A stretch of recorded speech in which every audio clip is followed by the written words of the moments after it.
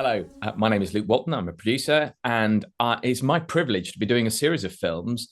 This is the latest regathering with Roger Wagner and the composer JAC Redford. And welcome to you both, gentlemen. It's lovely to have you here. If you've not seen these films before, then they are a series in which we're looking at the poems that Roger, as an artist, has written, and that JAC, as a composer, has brought his creativity to, with setting many of them to music. And so we're doing this to mark the publication of a new work, The Farther Away. Now, Roger's previous book, The Nearer You Stand, takes its title from a quotation which includes The Farther Away, and it's about different ways in which you might view a poem. But actually, I want to begin by asking you, Roger, about the journey you took to get to the particular poem we're looking at this time, which is A Touch of Incommunicable Pain, is the opening line of. So do you want to tell us about the story of getting there? Yes, well, I mean, this second book is very much based on a series of pilgrimages, which I have kind of done with some artist friends. And each year we go to a place associated with a poet or a painter. And the poems and the images have kind of arisen out of that. The journey ends in this book. It ends with a real pilgrimage to Bardsey Island, which is the picture you can see behind me. But it begins. The first pilgrimage we ever did was was based around John Bunyan and his book, The Pilgrim's Progress, and we went to the Stevington, which is where the cross is, which Bunyan. In his book, his pilgrim comes to the cross and his burden rolls away, and it's his moment of conversion. And that kind of put me in mind of a poem that I'd written that came first of all in my book called Fire Sonnets, which JAC had done these sort of settings of, and it was a poem about that was based on the vision of Isaiah when he was a young man. And he described in the beginning of Isaiah where he was he says that in the year that King Uzziah died, he saw the Lord, and he went into the temple, and he had this extraordinary experience of seeing. He said he saw God, and then felt that he couldn't live because he was a man of unclean lips who dwelt among a people of unclean lips. And then he has this extraordinary, he saw these seraphim behind the throne of God, and in his sort of vision, one of these takes a coal from the altar and comes and touches his lips with the coal, and he says, "Your sin is atoned for, and your guilt is gone." And then he's given his prophetic commission. And so this is what I tried to describe in the poem. And it just seemed to me to fit with that sort of Bunyan experience. And so in the original book, it didn't have a picture with it, but with this poem, I tried to do a new picture of that extraordinary image. It's it is a powerful image. The idea of someone taking coal and touching your lips, which is so sensitive. As a trumpet player, I'd be particularly offended. But of course, being forgiven we often think of as easy, but actually it sort of points to some of the pain of that, I suppose, within it, and the pain it requires, which you touch on really in the sonnet. Will you read the sonnet for us? Yes. So it begins with that with the quotation. In the year that King Uzziah died, I saw the Lord. A touch of incommunicable pain, as though God's burning kiss had brushed my soul. And once all that I called myself was slain, by love destroyed, and then by love made whole. There is no refuge, no dark place to hide, no hope we can conceal our disgrace. I lost myself when King Uzziah died, but found my God and saw him face to face. It was as though the doorposts of my soul were shaken like a ship on some great sea. And then he kissed me with a burning coal. My sin was gone, and I at once was free. I heard as some unthought, undreamt of dawn, the voice that spoke before the sun was born. It's really wonderful. Thank you very much for reading it for us. It's really wonderful to have a poet read their own work. And I must say, Isaiah's vision is very ethereal, and it's something that I would associate with so much of your work, Roger. There's kind of all these seraphim and burning image around. But it drew you, Jack, to it as a particular piece of music. Now, for those who haven't been watching, it'd be lovely just to hear a little bit about your journey with Roger's work, because you came across it without actually having met Roger in the first place.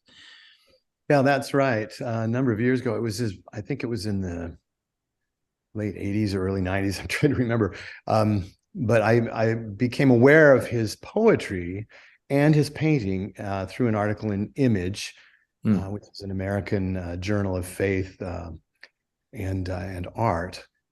And in reading the poetry, I was really both looking at the paintings and reading the poetry, I was drawn to the imagery. I was drawn to the both the intellectual content, the intellectual stimulation that the poems awakened in me, and also the emotional power that these poems had. And I think that this is a good poem to demonstrate Roger's skill in bringing together both intellectual stimulation and emotional power. This image of King Uzziah is a powerful one from the scripture, and the way he weaves it through and ties it to the ideas of love, the idea of this pain in meeting God being like a kiss.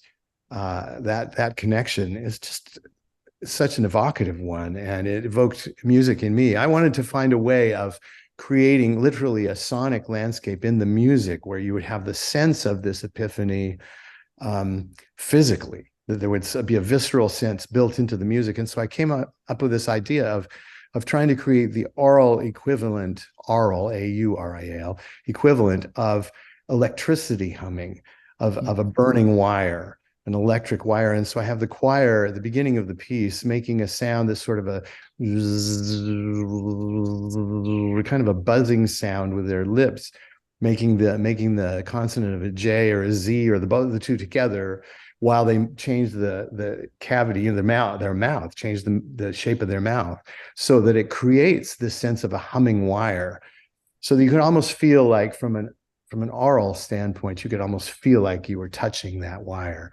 And of course, if you did, you'd get the same sort of burning that is described in the poem. So yes, it's interesting that you say that, because there is something very ethereal about it, and there is something wondrous and amazing that draws us to it, and yet something terrifying that also warns us that this is not safe territory. Yeah. I'm sort of reminded of kind of the old adages about Aslan, that he's a good lion, but he's not a safe lion. He's a lion. Yeah.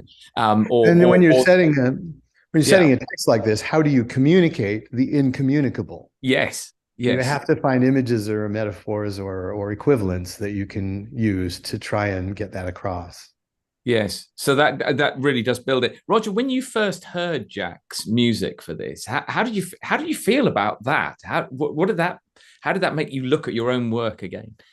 Yeah, I mean, I just loved. I mean, I've loved all the Jack settings, but this particular one, I think that opening was just so much what I wanted to convey in the thing. That in fact we've you'll see in a moment we used that, because I've recently made a sort of film in which I use this as the introduction, and actually use a whole lot of, not just the image I made for this, but also a whole series of images that I've made, which I put together because I thought this piece was just so much expressed what I was trying to get at. Capturing sort of the essence of what it is to the fear of the Lord, almost that sort of sense of the beginning of wisdom is the fear of the Lord, and yet there is this ethereal, wondrous glory to it. Yeah, I mean, the film is actually called The Penultimate Image, and the idea of that is that the ultimate is impossible to express, but the nearest we can get to it is something, as it were, on the edge of that, which leads us forward into it. And so that again was why this setting seemed just so perfect for that. And Jack, in using the senses, I mean, we're talking about vision here. We're talking about sound as well. What is it? What was it about the images that Roger had painted? Because you came across both at once, the paintings as well. What did that do in orally for you in creating the music? Did it create a kind of vision in a particular way for you? Well, I wanted to draw the connection that Roger does between, and he does this in all of the poems of the cycle, all of the fire sonnets, the connection between love and the other images in the poem, that love is sort of at the root of that. And so I knew that we needed to get from the sense of incommunicable pain at the beginning, which is essentially trying to describe an ecstatic experience.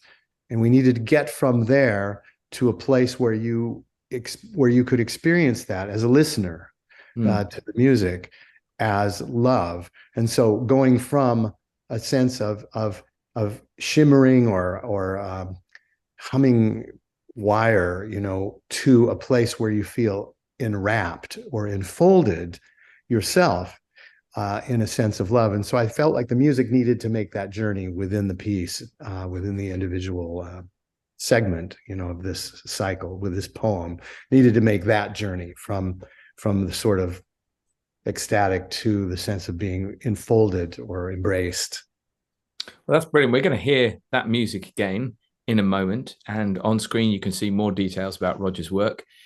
But for now, Roger, it just strikes me it'd be really lovely if you would read the poem one more time before we hear that music. Would you do that for us? Yes, I certainly did. And perhaps let's just say that the film begins with me going into San Marco in Florence, which I went there because that was really where my own Christian journey began, and so it's appropriate in all kinds of ways.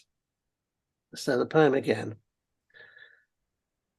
A touch of incommunicable pain, as though God's burning kiss had brushed my soul. At once all that I called myself was slain, by love destroyed, and then by love made whole. There is no refuge, no dark place to hide, no hope we can conceal our disgrace. I lost myself when King Uzziah died, but found my God and saw him face to face. It was as though the doorposts of my soul were shaken like a ship on some great sea. And then he kissed me with a burning coal. My sin was gone, and I at once was free. I heard, as some unthought, undreamt of dawn, the voice that spoke before the sun was born.